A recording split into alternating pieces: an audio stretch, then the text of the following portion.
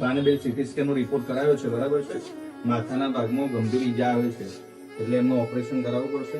ખર્ચો થોડો વધારે થયો છે, એટલે તમારો નિર્ણય લેવાનો તમે લઈ લો, બાકી તમારા ઘરેથી કોઈને બોલે નહીં. ફોન કરે ત્યારે આવતા હશે. એવું છે તો બોલે નહીં, બરાબર છે. સાહેબ મારી માને અહીંયા દવાખાને લાયા છે ને? અહીંયા લાવે છે ભાઈ, કોઈ ચિંતા કરશો નહીં. કોઈ સિરિયસ છે, અંદર દાખલ કરશે. અંદર આવો તમે. આવો. માં શામ દવાખાને લાવી તું? સાહેબ હું થયું મારી માને? બાનો સીટી સ્કેન નો રિપોર્ટ કરાયો, માથાના ભાગમાં મગજની ગંભીર ઈજા આવે છે, બરાબર છે. ઓપરેશન કરાવવું પડે એવું છે. 4-5 લાખ રૂપિયાનો અંદાજિત ખર્ચો છે, બરાબર છે. તમે નિર્ણય લઈ લો, પછી આપણે નક્કી કરીશું બધું છે. પણ સાહેબ આટલો બધો ખર્ચો કરવા હાલ અમારી તાકાત નહીં સાહેબ. તમારી વાત સાવ સાચી છે, પરંતુ હવે જરૂરી છે, ઓપરેશન મોટું છે. મારા એકલાથી પણ થશે નહીં, મારે બીજા 2-3 ડોક્ટર પણ બોલાવવા પડશે. તે બધાના હું મારામાંથી 4 ઓછા કરી શકું, પણ બીજા ડોક્ટરમાંથી મારાથી 4 ઓછા ના થાય.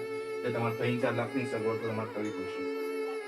તા મોટા ભાઈ ફોન કરો, તે નોકરી ને પૈસા આપશી. હા સાચી વાત, મારા મોટા બેન માં સાહેબ મારે ફોન કરવો પડશે. બસો બરાબર છે. જેટલું બને તો ઝડપી નિર્ણય લઈ લો, બરાબર છે. હાલો, હા મોટા ભાઈ, હા માં બીમાર થઈ ગઈ, દવાખાને લાવ્યો. તો સાહેબ ને કીધું, સાહેબ કે માથાના ભાગે ઈજા થઈ વધારે તો ઓપરેશન કરાવવું પડશે. તો 4 થી 5 લાખ રૂપિયા ખર્ચો કોઈ, તો 5 લાખ રૂપિયા ઓપરેશન ચાલુ થાય એમ કોઈ. શું પણ તમે આવજો તો આમ જ થશે એવું થોડું મોટા ભાઈ. માં વિશે થોડું વિચારવું પડે ને તમારે. તમારી નોકરી ઇમ્પોર્ટન્ટ કે માં ઇમ્પોર્ટન્ટ? આ જન્મ આપણા માને આલ્યો, આ દુનિયા માને બતાવીએ. તમે તમારા ભાવનું કેવું છો આપણા મોટા ભાઈ? આજ માં દવાખાના પથારીએ પડી છે અને તમને નોકરી નહીં પડી. કા મોટા ભાઈ તમે એના ભૂલતા કે અમે નોકરી તમને એમને નહીં લગાડ્યા. અમારી જમીન ને બધું વેચી મારીને તમને નોકરી લગાડ્યા આવીએ.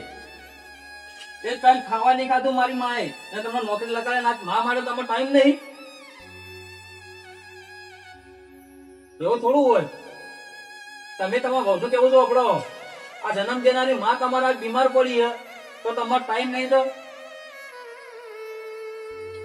કાપી નાખશો. પણ સાહેબ તમારી રીતે ભાઈ નક્કી કરી લો, બરાબર છે. શું જરૂર છે? સાહેબ કશો વાંધો નહીં, દુનિયા ગમે તે થઈ જાય પણ મારી માના ખર્ચો કરવા માટે 5 લાખ દુનિયા ગમે તે લાય.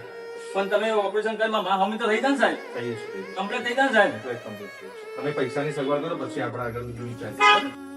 જોયું મારો મોટો ભાઈ આટલા પૈસા આવે તો મા માટે ટાઈમ નહીં, પૈસા નહીં આપવા કે મારે પૈસાની સગવડ થાય એવી નહીં ને હું આપવાનો ટાઈમ નહીં, મારે નોકરી જવાનું એમ કે. પછી તો એના ભગનું કેવું તો આપણો આ મા પથારી પડી પણ આવતો ને એવું કરવાનું કે.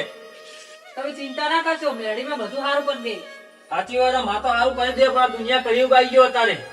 અત્યારે આ કળિયુગમાં તો મા બાપની કોઈ વેલ્યુ મોટા દીકરા રાખતા જ નહીં. આવું જ છે, હું ઉદ્રાસમ નહીં ભરેલો પડ્યો. પણ હું કરે ગયો જનેતાનો તો આપણે હાચવી પડે. વાંધો નહીં, હું દુનિયાના પળમાં ગમે પૈસા લાવું, મારું ખેતર બીજું અડાણું મેકી દઉં, પણ મા માટે હું પૈસા લાવીને માનો હાજી કરવી પડશે. કે તું મા પાસે હું પૈસાનો સભર કરું હો. હું ગમે પૈસા લાવું. ચાલો સાહેબ, હું છું.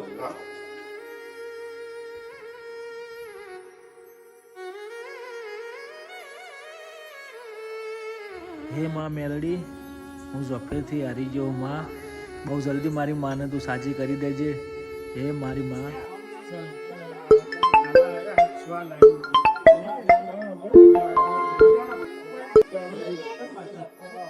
હા બોલો સાહેબ. હા મોહનભાઈ, તમારી બાનું ઓપરેશન થઈ ગયું છે અને બહુ સારું છે, સરસ ઓપરેશન થઈ ગયું છે. હા સાહેબ, પૈસા પૈસા કોઈ વ્યક્તિ આવ્યા હતા, એ આપીને ગયા હતા. સરસ થઈ ગયું છે, ચિંતા ના થાય. સાહેબ હું મારી મેળવીવાન મંદિરે ગયો તો, હું પ્રાર્થના કરવા તો ચોફેથી હારી ગયો તો મારી માએ મારો પોકાર ઓભળી લીધો. સારું સાહેબ, હું આવું જ છું. હા સાહેબ, હાલ જ પહોંચ્યો.